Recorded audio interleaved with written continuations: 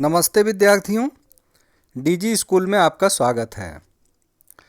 विद्यार्थियों, 8वीं कक्षा के इतिहास विषय का अध्ययन करते हुए अभी हम चैप्टर नंबर 9 जिसका नाम है जाति व्यवस्था की चुनौतियाँ।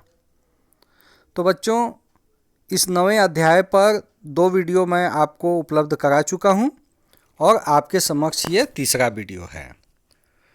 तो विद्यार्थियों, आप सब पेज नंबर 117 आपका JCRT का जो पाठ्य पुस्तक है उसके पेज नंबर 117 पे फोकस करें और वहाँ पे आप देखें समानता और न्याय की मांग। ठीक है। तो बच्चों, एक बात याद रखिएगा कि हम लोग ये जानने का प्रयास कर रहे हैं कि भारतीय समाज में विगत 200 वर्षों के दौरान जो जाति व्यवस्था के चलते देश के विकास में जो चुनौतियां आती हैं या आई हैं या आ रही हैं, तो उसके इतिहास को हम जानने का प्रयास करेंगे। और अंतिम रूप से हमारा प्रयास ये होगा कि हम एक आदर्श समाज की रचना कैसे कर सकें। यदि जाति व्यवस्था की कमियों को हम गिनाते रहें तो इससे काम नहीं चलने वाला है। हमें करना ये है कि हम अपने देश के विकास के लिए जाति व्यवस्था में जो दोष है उसमें सुधार करने का प्रयास करें। ठीक है। तो अभी हम कई बातें आपको बताएंगे, लेकिन आप सबसे पहले पेज नंबर 117 के दूसरे स्टेंजा, जो आपका दूसरा उद्धरण है, दूसरा पैराग्राफ है, वहाँ पे आप देखिए। 19वीं सदी के दूसरे हिस्से तक गैर ब्राह्मण जातियों के भीतर से भी लोग जातीय भेदभाव के खिलाफ आवाज उठाने लगे थे।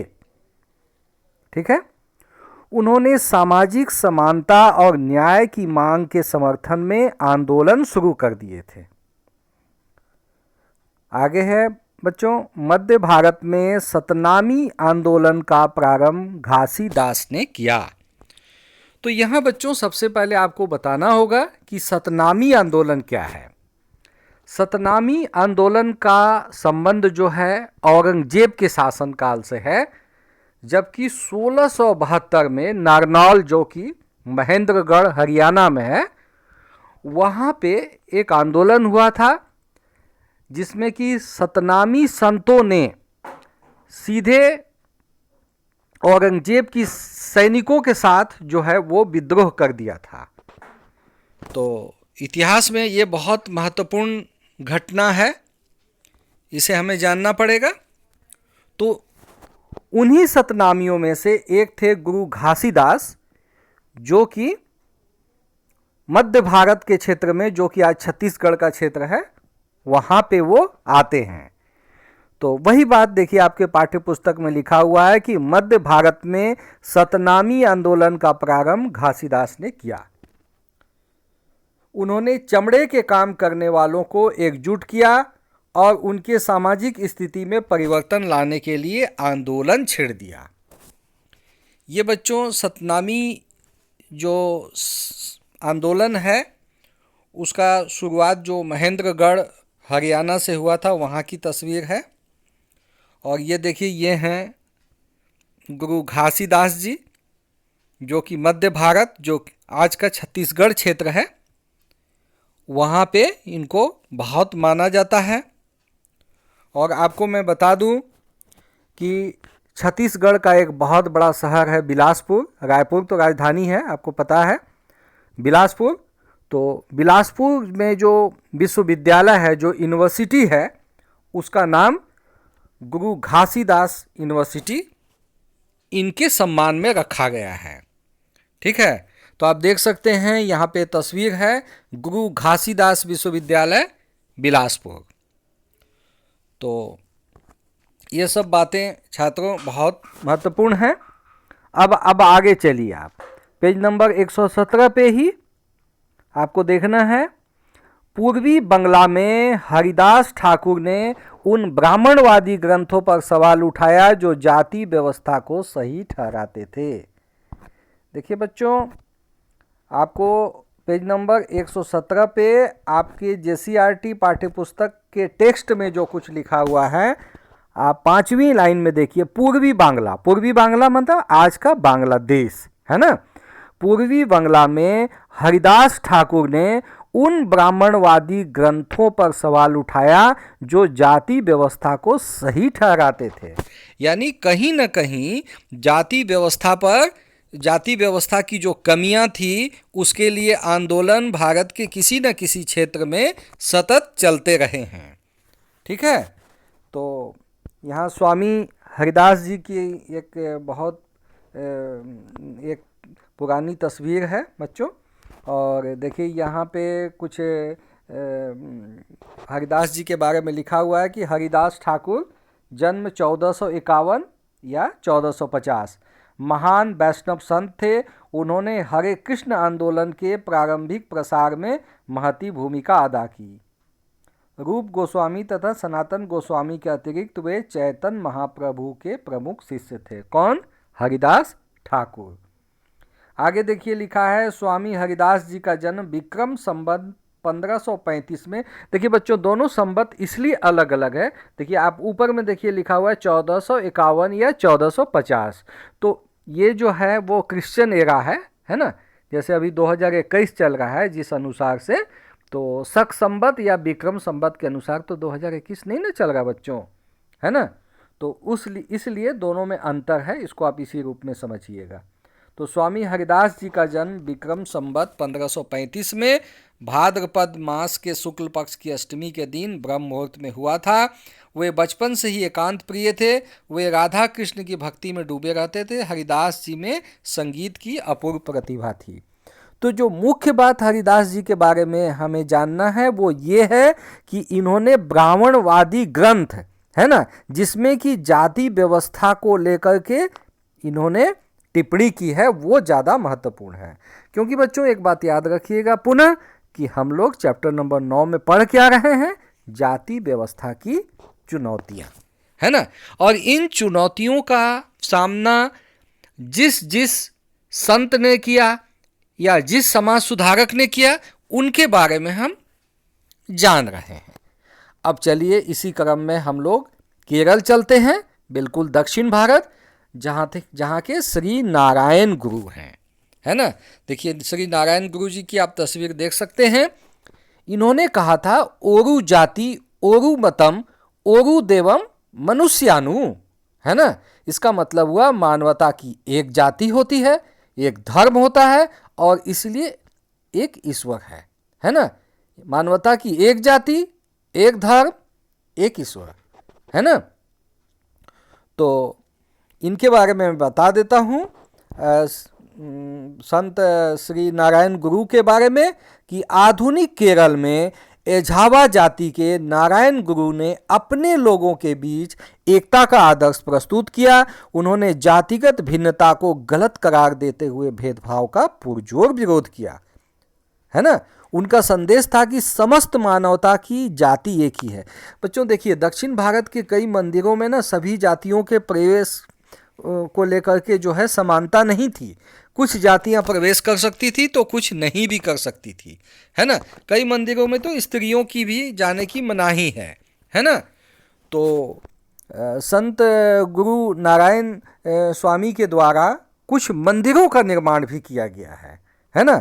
तो चलिए अभी आप पेज नंबर 118 के जो फर्स्ट स्टैंजा है, पहला उद्धरण, वहाँ पे हम लोग देखते हैं कुछ बहुत महत्वपूर्ण बातें लिखी हुई है।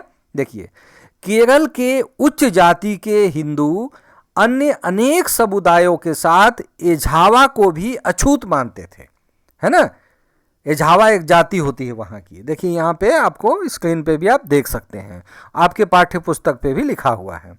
नारायण गुरु ने संस्कृत का ज्ञान प्राप्त किया और एझावा तथा अन्य दलित वर्गों के उत्थान के लिए अपना जीवन अर्पित कर दिया। बच्चों दक्षिण भारत में नारायण गुरु बहुत प्रतिष्ठित हैं। यहाँ आपको झारखंड, बिहार या उत्तर प्रदेश में आपको समझ में नहीं आएगा नारायण गुरु जी के बारे में, लेकिन जब आप दक्षिण भारत जाएंगे आप केरल जाएंगे, आप तमिलनाडु जाएंगे, तब आपको समझ में आएगा कि नारायण गुरु की कितनी प्रतिष्ठा है। और इनके द्वारा जो बनाए गए मंदिर हैं वो ऐसे मंदिर हैं जिसमें कोई मूर्ति नहीं है ना, और उसमें सभी वर्गों के लोगों को, स्त्रियों को, पुरुषों को, सबके प्रवेश के लिए वहां पे मतलब छूट है, किसी तरह का कोई भी बंधन नहीं है ना। तो चलिए आगे देखते हैं। एझावा तथा अन्य दलित वर्गों के उत्थान के लिए अपना जीवन अर्पित कर दिया। उन्होंने ऐसे मंदिर स्थापित किए जिनमें ईश्वर या उसकी मूर्ति का कोई विशेष महत्व नहीं था। उन्होंने अपना पहला मंदिर समीप की एक नदी के पत्थर लाकर स्थापित किया था, जहां लोग जाति धर्म के बंधनों से मुक्त होकर रहते थे। तो बच्चों ये बातें बहुत महत्वपूर्ण हैं, इन्हें हमें याद रखना पड़ेगा। और एक बात हमेशा याद रखिएगा कि जाति व्यवस्था को लेकर के हमारे देश की स्थिति आज भी बहुत अनुकूल नहीं है।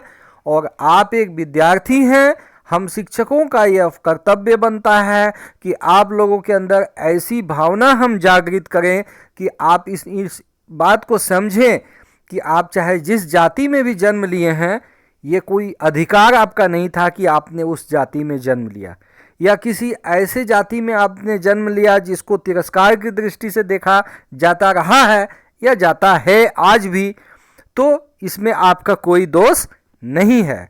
तो हमें एक ऐसे आदर्श समाज की रचना करनी चाहिए। सामाजिक विज्ञान बच्चों हम लोग इसीलिए पढ़ते हैं। हम लोग क्यों पढ़ते हैं सामाजिक विज्ञान? इसलिए कि हम एक अच्छा समाज की रचना हम कर सकें। सिर्फ हम जनरल नॉलेज बढ़ाने की दृष्टि से श्री नारायण गुरु के बारे में जान लें, या फिर श्री हरिदास जी के बारे में जान लें, है ना, या किसी अन्य गुरु जैसे गुरु घासीदास जी के बारे में जान लें, या राजा राम मोहन राय जी के बारे में, या ईश्वरचंद विद्यासागर जी के बारे में, सिर्फ जान लेना महत्वपूर्ण नहीं है बच्चों, उसको अपने जीवन में उतारना ज़्यादा जरूरी होता है। तो कई बातों को बच्चों आप लोगों ने समझा, और ये अध्याय 9 का ये तीसरा वीडियो था, जिसमें मुख्य रूप से मैंने आप लोगों को गुरु घासीदास जी के बारे में और हरिदास ठाकुर जी के बारे में और श्री नारायण गुरु जी के बारे में आप लोगों को बताया। तो आप इसी तरह से टेक्स्ट बुक से भी जुड़े रहिए, वीडियो भी देखते रहिए, और आप अगले वीडियो का इंतज़ार कीजिए, और मैं प्रयास करूंगा आपको बेहतर से बेहतर जानकारी उपलब्ध कराने का। ठीक है बच्चों? और एक काम आपको और करना है, आपके सामने एक प्रश्न मैं देता हूं, इस प्रश्न को आप ध्यान से देखिए, इसका उत्तर आप खुद बनाइएगा। देखिए प्रश्न को मैं एक बार पढ़ जाता हूं। मध्य भारत में सतनामी आंदोलन का प्रारंभ किसने किया? इसमें 4 ऑप्शन दिए हुए हैं, गुरु घासीदास, या कि नारायण गुरु, या कि ज्योतिबा फूले, या हेनरी लुइस विवियन डेरोजियो। तो इसमें 4 नाम आए हैं। इन चारों नामों में जो आपको उपयुक्त लगता है तो उसको आप चिन्हित कीजिएगा और अपने कॉपी में नोट भी कीजिएगा। तो ठीक है बच्चों, इसी के साथ मैं इस वीडियो को यहाँ पे समाप्त करता हूँ, और चौथा वीडियो मैं शीघ्र लेकर उपस्थित होऊंगा।